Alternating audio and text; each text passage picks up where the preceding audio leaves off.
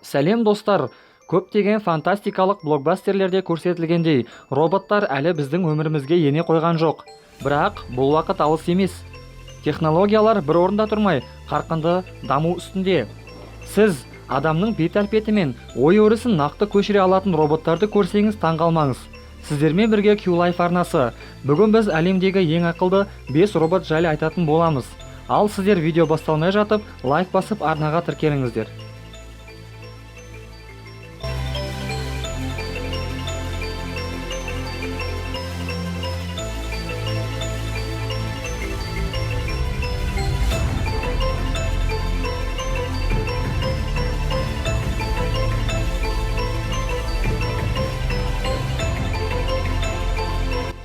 Робот қыз. Бұл модельдің бойы 159 сантиметр, ал салмағы аккумуляторлық батареясымен бірге 43 килограммды құрайды. Робот 30 электромотордың көмегімен қозғалады, ал осындай 8 электромотор бет мимикасының қозғалысына жауапты. Робот қызды жай ғана мим деп атайды. Ол вокалдың синтезаторлық бағдарламасы арқасында ән айтып билей алады. Мим оған қарай айтылған сөздерді түсіне алады. Роботтың алғашқы нұсқасы 2009 жылы Жапонияда көрсетілген. Атлас роботы. Бұл модель 188 см бой мен 150 кг салмаққа ие.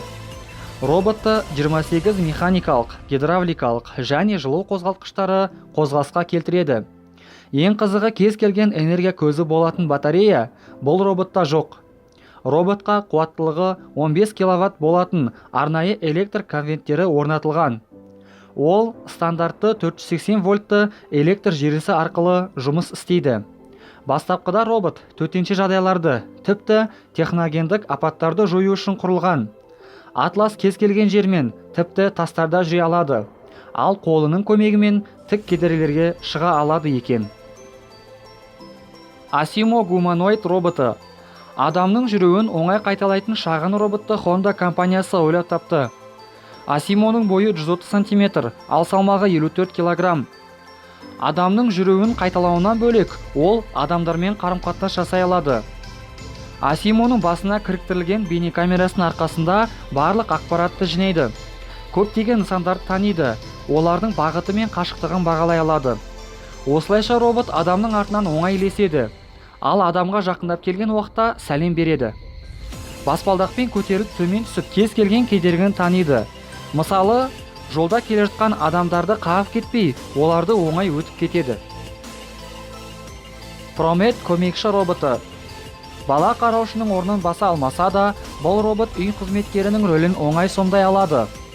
Бұл құрылғы сіз үшін тоңазытқышты ашып, жиһаздарды жылжытып, тіпті теледидарды басқара алады.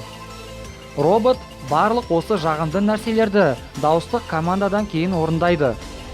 Роботтың басында бірнеше камера бар.